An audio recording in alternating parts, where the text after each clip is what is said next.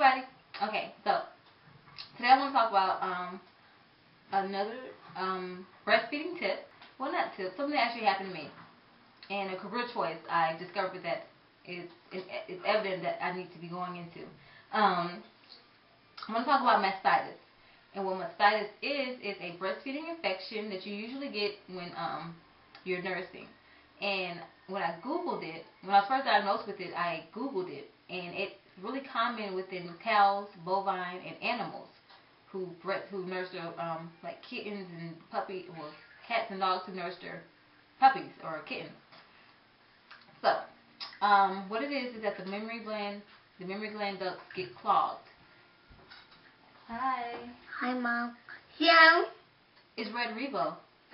Yeah, I got a gun from the TV. Oh, wow. Okay, go play with it. Go. Let me finish this video, okay? I'll be right out. Okay? Say hi. Say bye. Bye. Okay, go sit down for a moment. I'll be right out and help you.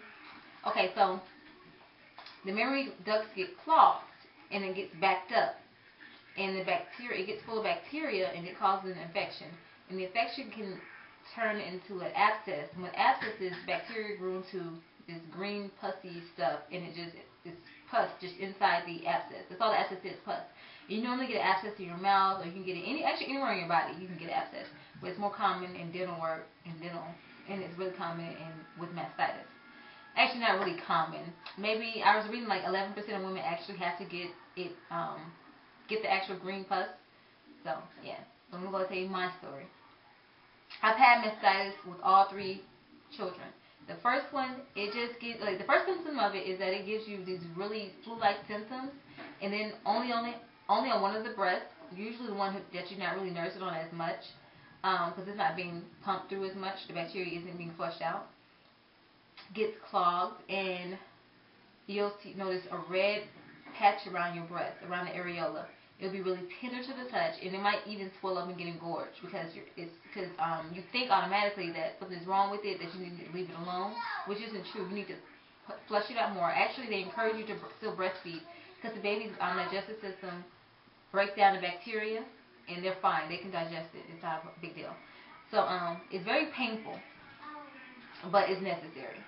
So my first experience, I was at work, and then I just felt sick, and I just went home, and I noticed my breast is red, so I automatically went to the doctor. They told me I had mastitis. Okay, fine. Gave me an antibiotic, because you have to take an antibiotic for it. It's bacteria-based. It's not like a flu or the common cold, or it's just airborne. It's viral. Like, you really have to take an antibiotic for it, regardless. So it's best to catch it in the early stages. The first time I had it, I caught it in the early stages. The second time I got it with Isaiah, I caught it in the early stages. So antibiotic 2 days later was gone. The third time I got it, it was really painful. I didn't catch it in time. It grew. What happened with me is that I noticed that I had a white bump. It was very similar to a whitehead on my areola. And I was like, what is this? I usually don't get body acne. So I just popped it.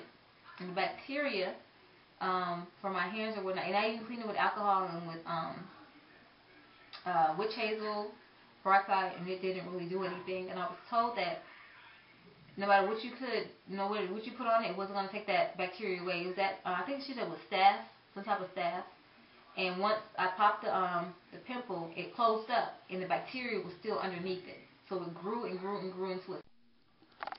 So it grew, it abscessed. It didn't grow into a cyst. Those are 2 separate things. Let me stop saying cyst. So it abscessed, and it felt like a piece of this hard leather balloon that was on my areola. Okay, and at this point, it was tender to the touch. If you brushed against it with a feather, it would just cause me so much pain. So I went to the doctor's office, and that's another story of what happened with Kaiser. Long story short, I went in and said, oh, I got my IUD removed too, you guys. So this is going to be another video of IUD removal. So I went in to get the IUD removal, and then I had mastitis at the same time. Okay? So I missed my appointment by like 15 minutes. And they was like, well, we can't see you. We got to see you in July 20th. At this time, it was June 20th.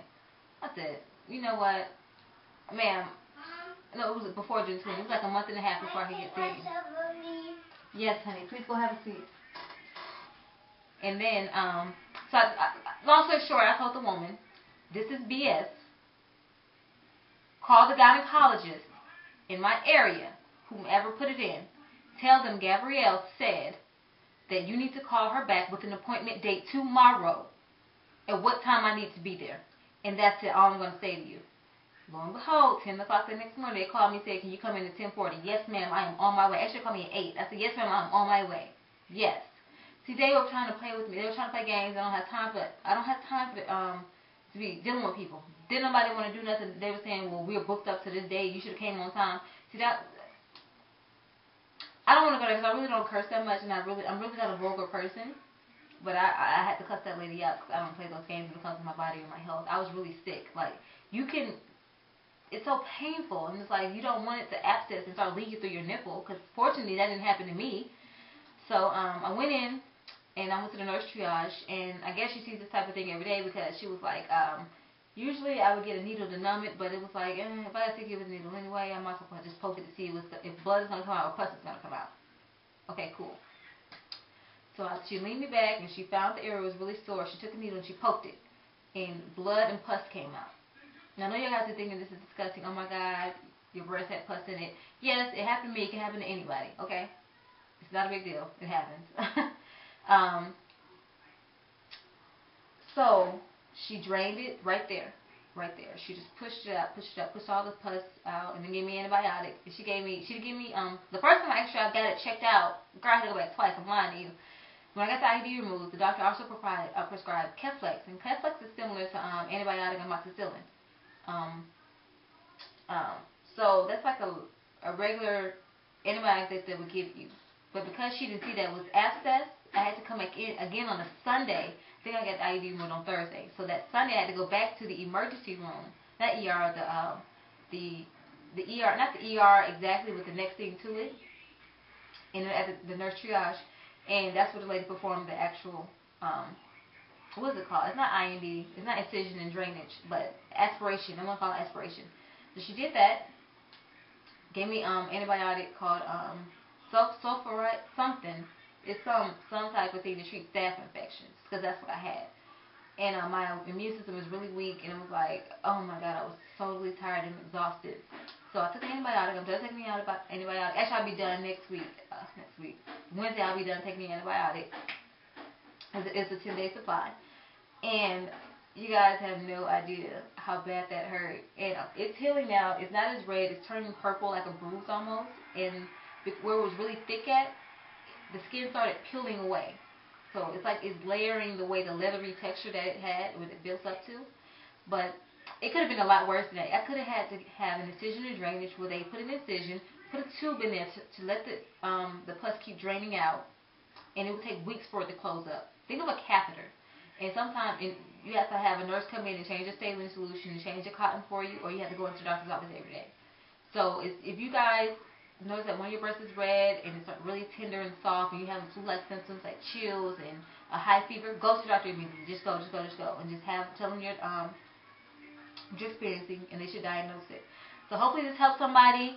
Thanks everybody for watching, and I'll see you guys in the next video. Thanks. Bye.